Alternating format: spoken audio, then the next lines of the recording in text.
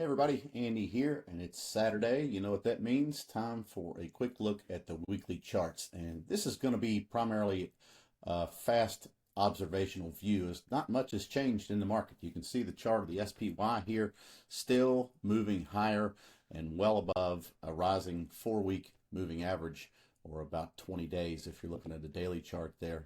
So we're going to go through pretty quickly. You can notice on a lot of these charts, RSI may be a little overheated. Volume is still pretty low. Nobody cares. Prices are still going up. So Qs, similar situation here. We do have an extension level up here at around 7 resistance. DIA continued its breakout this week after consolidating for several weeks in this range. Last week was a big up green candle, and that got some follow through this week, so that's good there. And even the Russell gapped up and got stuck right around this extension level here, and I use stuck in a somewhat joking term here because that is a nice move to break free of the consolidation of these 3 weeks here. And notice the bounce from the VWAP off the March lows there on IWM as well. Bitcoin is not having a good time. On the other side of the equation there, we've been watching this VWAP from the highs several times here, and now it's down below. Not quite, but that is a level of interest to watch on Bitcoin as it looks for some support here. The dollar still moving along sideways, no big development there. Volatility just kind of drifting lower, which is interesting. I actually saw several. We can just put a little bit of a reference line in here for that. This is looking for bonds with a save this week off of last week's beginning reversal, which followed a very strong down week, which had everyone focusing on rates and yields and what impact that may have on this strong bull market. That was the AGG. Here's the Treasury bond. It's a nice recovery, but notice we're still below a declining 10-week moving average, still down in this consolidation area. No change in trend there yet, but it's something different as the prices are coming up there. At least they're not drifting lower consistently. So high yield bonds try to break out of this little descending bullish consolidation pattern, if you want to call it that. I think we looked at that last week and noted that it's kind of a bullish pattern, but we got to be mindful of where the moving averages are. So not incredibly bullish, but upward motion anyway on the high yield anchor from the low in mid-December of last year. That will be a wreck here, and the rising 40-week moving average. So no change, just a bit of a break from the descent there in gold futures. Equal weight S&P, something I've been highlighting for the last couple of weeks. It finally got the breakout last week, got follow through this week, and so it seems to have clear air above. Maybe it tracks up like this, and I'm not going to try to predict the action, but something you want to watch for on any breakout really is a successful retest, if it even gets down that far. If profit takers come in and peel some off into the breakout, then that's the first thing you want to see is, can it defend and hold the breakout level? Equal weight NASDAQ is just incredibly strong there.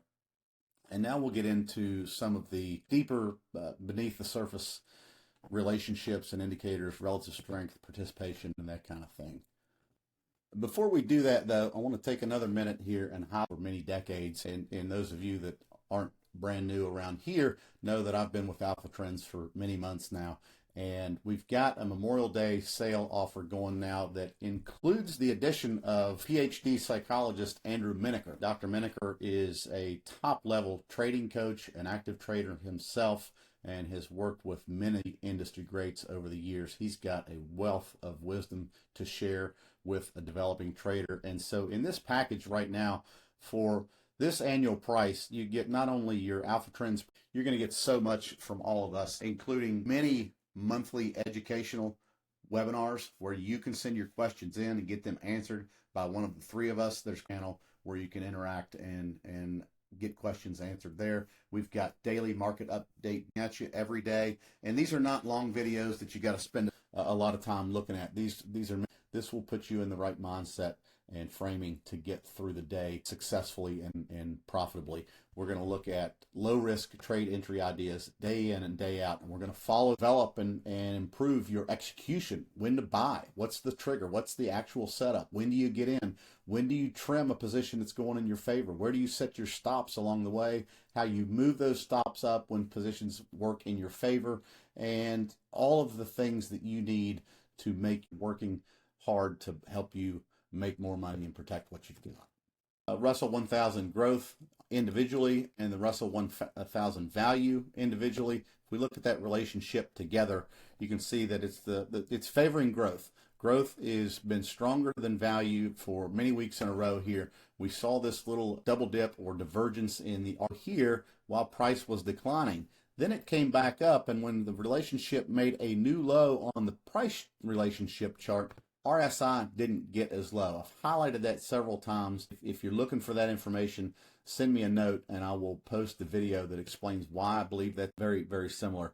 And that is just another that enough. It is useful to look at these other relationships for an overall market view, because sometimes they see it purely in the price action. So here is the S&P consumer discretionary sector. You see it breaking out of this range here. We looked at that the last couple of weeks, and now it's down week here. And so once again, that tells us when things are going well and people are comfortable spending money and taking risks, they're going to buy more of the things they want as opposed to the things they need. And that's what really is the difference. But 2 weeks here in the direction of favor for discretionary and testing a previous zone. But when we look at it together, we can see that this is still an area that we want to pay a little bit of attention to. So a week 3 to take it up beyond this level and maybe into the declining upper Bollinger Band there, I think would be a very strong move and signal there for that relationship.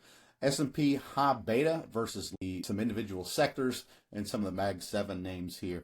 The semiconductor index, that has been the leader, that remains the leader. It's still going up despite NVIDIA, which we'll look at in a few minutes. Got this, biotechs look really susceptible to further downside back here, and that's when the whole market bottomed on this March 30 weekly candle here. It came and it bounced up and everything started to recover. Now we've had again, so we might want to keep an eye on the biotech sector there in the weeks ahead. Software, which so many thought were left for dead, myself included, looking at this chart back in early April, just another huge green week here on the software sector, back up above this declining 40-week moving average, above the declining Bollinger Bands, and it looks to be like software is back. Not an overall change in the longer term trend here, as 7 as a group looks pretty strong, just kind of moving ahead there. We'll look at one to try. As the market slows down, if and when it slows down, which it will do at some point, when we see things like the semiconductors and some other sectors take a break, again, if and when they ever do, buying rotation into the financials that I mentioned that may show up before we see overall degradation and price action in the. Nice to see a resolution higher in the financial sector. Energy, you could call this a bearish consolidation pattern, except for the fact that it's still above a rising 20 and 40-week moving average.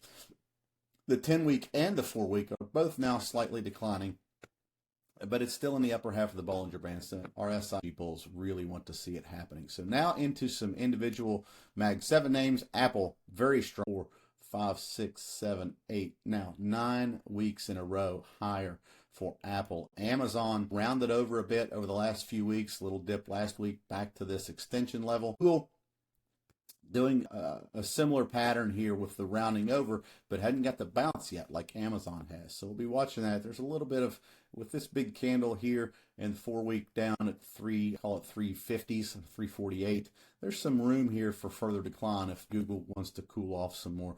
Meta has been the overall detractor for the Mag 7 as a group, and you can see it's just been stuck below this rate of trend here, and it's back over the 4-week and the 10-week change in trend there. Microsoft, on the other hand, which we compare and look at, really big week in here for Microsoft. And I highlighted this on X a couple of times recently. Let me just bouncing around in there a bit. And now we have a resolution to the upside. I shared this on X yesterday. We've got a couple of reference points above, namely the declining 40-week moving average here. So all that is on X if you want.